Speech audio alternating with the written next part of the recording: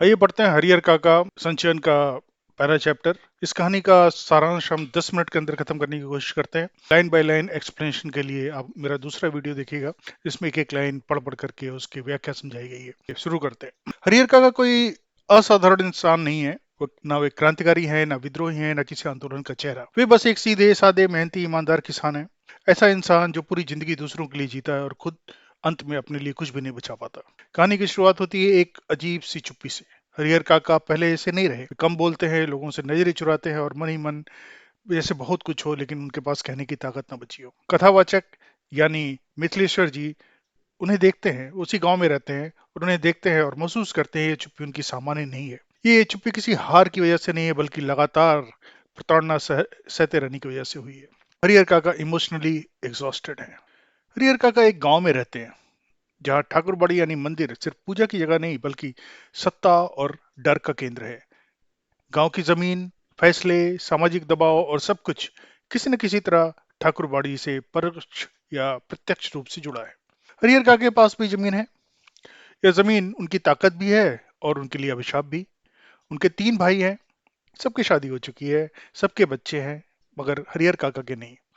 उन्होंने 2 बार शादी की, लेकिन दोनों बार पत्नियां समय रहते ही स्वर्ग सिधार गईं।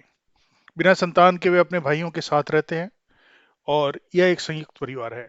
ऊपर से देखने पर लगता है कि सब लोग साथ साथ हैं, संयुक्त परिवार में सब कुछ खुशी का माहौल है, लेकिन असलियत बिल्कुल उलट है। शुरुआत में हरिहर काका को लगता है कि वे अपने अपनों के बीच हैं, सुरक्षित हैं, लेकिन धीरे धीरे चीजें बदलने लगती हैं। उनकी खुद की जरूरतें उनके ऊपर बोझ बनने लगती हैं। उनकी बीमारी उनकी परेशानी का सबब बन जाता है। उनकी घर में मौजूदगी लोगों के लिए असुविधा बन जाती है। उन्हें समय पर खाना मिलना बंद हो जाता है। अगर वो बीमार हो तो कोई पूछने भी नहीं आता और रात में प्यास लगी हो तो खुद उठ कर पानी लेना पड़ता है। उनकी एज भी हो चुकी थी। और सबसे ज्यादा शर्मनाक बात, सब कुछ इतनी शांति से होता है कि शिकायत का मौका भी नहीं मिलता। No abuse, no shouting, just silently neglect. हरिका का समझने लगते हैं कि रिश्ते अब रिश्ते नहीं रहे, सब कुछ प्रॉपर्टी सेंट्रिक हो चुका है।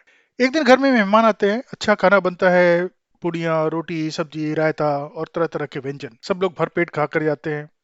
हरिहर के बीमारी से उठे हैं, उन्हें भी अच्छा खाना खाने का मन होता है, लेकिन उनके हिस्से में आता है रूखा सूखा खाना, और वो भी बिना सम्मान के। यही कहानी में उनका इमोशनल आउटबर्स्ट होता है। हरिहर काका की वर्षों से दबाई हुई पीड़ा बाहर निकल आती है। वे थाली फेंक देते हैं, उनकी आवाज कांपती नहीं गरजती है। वे कहते हैं कि जिस जमीन की पैदावार से तुम सब ऐश कर रहे हो, उसी घर में मुझे यह दिन देखना पड़ रहा है। यह सिर्फ गुस्सा नहीं था, यह आत्मसम्मान का आखिरी विद्रोह था। उन्हें अपने परिवार का असली चेहरा दिखने लगता है। परिवार भी 2 हिस्सों में बढ़ जाता है।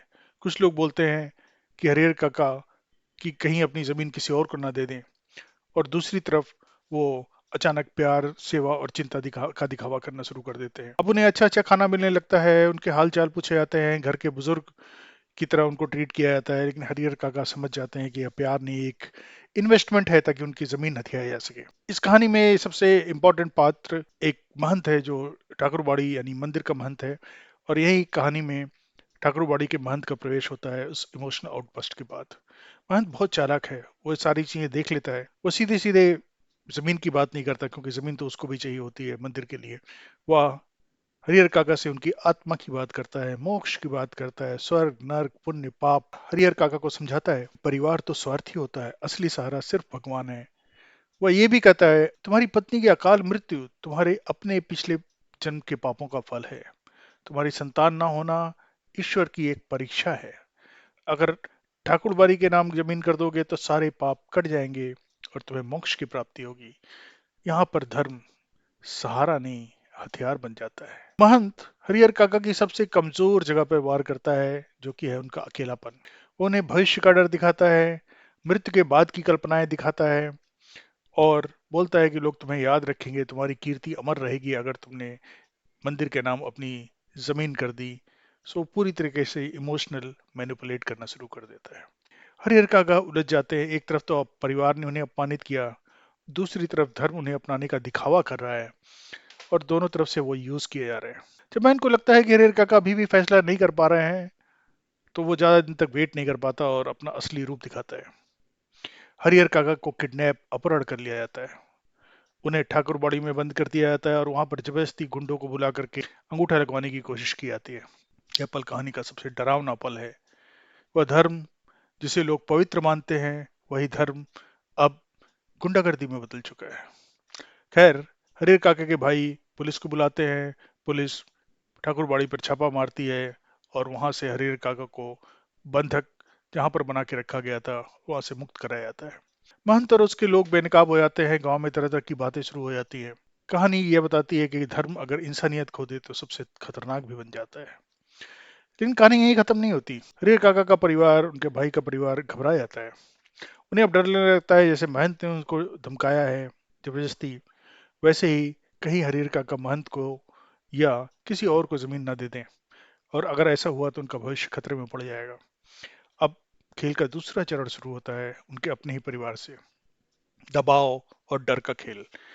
उनका परिवार अचानक बहुत प्यार दिखाने लगता है, उनकी सेवा करने लगता है, मीठी मीठी बातें की जाती हैं। लेकिन हरिहर काका समझ जाते हैं कि यह सब दिखावा है, अस्थायी है। धीरे धीरे प्यार का मुखौटा उतरने लगता है और असली चेहरा सामने आ जाता है। एक दिन परिवार के सभी लोग आपस में तय करते हैं कि हरिहर काका से जमीन अपने नाम करा लेनी चाहिए, चाहे इसके लिए कितना भी जोर जबरदस्ती क्यों ना करना पड़े। एक दिन उन्हें बहाने से कचहरी ले आया जाता है। उनसे कहा जाता है कि बस कागज पर अंगूठा लगाना है और कुछ नहीं। हरिहर काका को समझ में आ जाता है, उन्हें शक होता है, वे मना करते हैं और उसके बाद से उनकी प्रताड़ना खुलकर सामने आ जाती है। घर के लोग उन पर चिल्लाते हैं, धमकाते हैं, उनको मारते पीटते हैं और बोलते हैं अगर अंगूठा नहीं लगाए तो खाना पानी बंद कर देंगे। वो बूढ़े हैं, कमजोर हैं, अकेले हैं और उनके पास कोई नहीं जो उनके लिए खड़ा हो। उन्हें कमरे में बंद कर दिया जाता है, भूखा रखा जाता है, डर दिखाया जाता है। यह मामला सिर्फ जमीन का मामला नहीं रह जाता, यह मानव गरिमा का अपहरण हो जाता है। हरिहर काका को एहसास होता है कि परिवार अब परिवार नहीं रहा, यह एक गिरोह बन चुका है जो सिर्फ जमीन और जायदाद से जुड़ा हुआ है। हरिहर काका फाइनली बच जाते हैं, लेकिन अब वो पहले जैसे नहीं रहे। अब उन्हें परिवार का भरोसा नहीं है, धर्म से उनकी आस्था टूट चुकी है। वो समझ चुके हैं कि उनका सम्मान उनकी जमीन से जुड़ा है, न कि उनके खुद के अस्तित्व से। परिवार फिर से उनकी सेवा करता है, लेकिन वो सेवा डर से है, प्रेम से नहीं। कहानी के अंत में हरिहर काका कोई घोषणा नहीं करते, कोई भाषण नहीं देते और चुपचाप हो जाते हैं और मन ही मन एक निर्णय लेते हैं कि जिंदा रहते हुए अपनी जमीन किसी के नाम नहीं दूंगा। उनका मानना है कि जमीन देने से प्यार नहीं मिलता, प्यार बिना जमीन के भी तो होना चाहिए। वे समझ जाते हैं कि अगर इंसान अपना अधिकार छोड़ दे तो चलती फिरती लाश बन जाता है। ये कहानी हमें ये बताती है कि समाज बुजुर्गों से प्यार नहीं, उनकी संपत्ति से प्यार करता है। और कहानी उन परिवारों को भी आलोचना है जो इंसान को इंसान नहीं समझती, सिर्फ साधन समझती है। Everyone wanted his land, no one wanted him. Thank you very much. Like share और सब्सक्राइब कीजिए और अगर अच्छा लगे तो कमेंट में अपने व्यूज दीजिए। Thank you very much.